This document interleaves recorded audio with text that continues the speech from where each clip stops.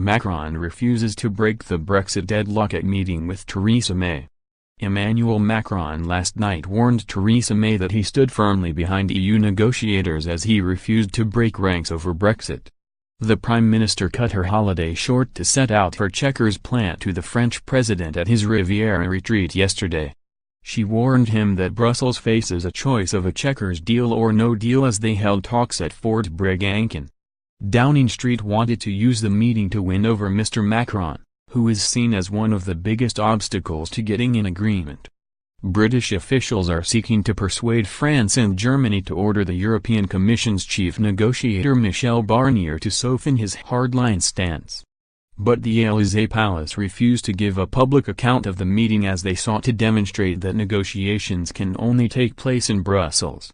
A source signaled the French president was closely aligned with Mr. Barnier, adding, "There is absolutely no intention to speak in place of Monsieur Barnier." Mrs. May is the first foreign leader to visit Mr. Macron at Fort Bregancon, the Mediterranean island fortress that has served as the summer retreat for French presidents since 1968. She was accompanied by her Chief of Staff Gavin Barwell, her Europe advisor Ollie Robbins and British Ambassador to France Ed Llewellyn, who worked as David Cameron's Chief of Staff in Downing Street.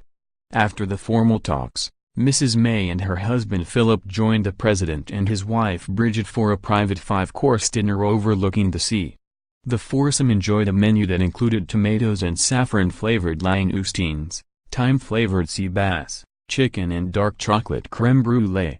Once a base from which to repel pirates from North Africa who plagued the Mediterranean, Fort Bregancon was later used as a stronghold by Napoleon during the French Revolution.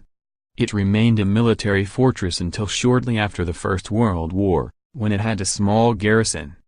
Before heading to the south of France, Mrs. May spoke by telephone with European Commission President Jean-Claude Juncker. Mrs. May's visit comes as part of a major diplomatic push that has seen both Foreign Secretary Jeremy Hunt and Brexit Secretary Dominic Raab travel to France in the past few days to make the case for a softening of attitude.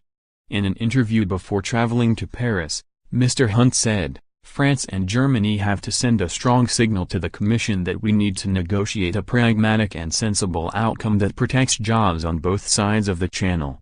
France is seen as taking a particularly hard line in the Brexit negotiations, especially on financial services, with Paris expecting to snatch around 3,500 banking jobs from the city.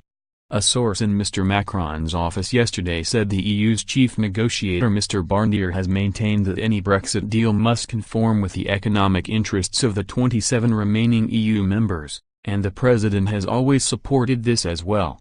Mrs. May ended her break in the Italian lakes a day early to travel to France, although she will jet off to Switzerland for a second break later this month. The UK's former ambassador to France yesterday warned the Prime Minister not to expect a Brexit breakthrough in the talks. Lord Ricketts said Mr. Macron was the last person to want to break ranks with the rest of the European Union to push for a softer stance from Brussels. Mr. Macron doesn't believe in softening the position on Brexit as he is a passionate pro-European, the peer said.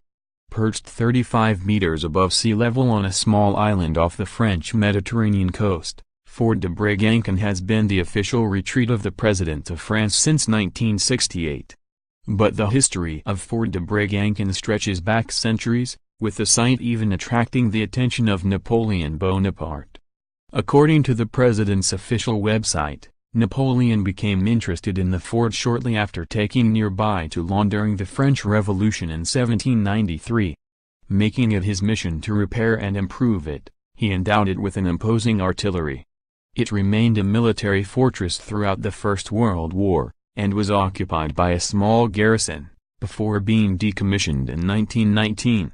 By the 1960s, the fort had fallen into disrepair, but was resurrected and restored to its former glory by a former French senator.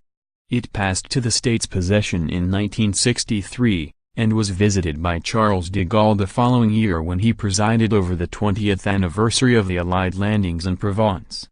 According to reports, de Gaulle was not a fan of the fort and left after a single night. Since then, The spectacular hideaway has been visited by every French president as a private escape from the demands of the day job. It is not immune to the prying eyes of the paparazzi, however, with former Presidents Jacques Chirac, Nicolas Sarkozy and François Hollande all snapped at the fort. Earlier this year, it was revealed that current President Macron had ordered a swimming pool to be built in the grounds. The fort is said to be accessible by just one road, and comes with its own beach.